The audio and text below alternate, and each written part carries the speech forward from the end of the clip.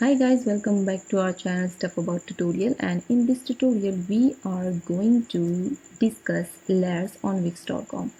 Guys, if you are working on this part which is header and now you have to work on footer and you are scrolling down and up from here, and once you reach on your footer, then quickly you have to go on your first layer. So this is the very time taking process, and stop scrolling. You can go quickly to your footer by using layers. So guys, first of all you have to click on tools, which is on the right top corner on the screen. You have to click on it. Here you will see layers.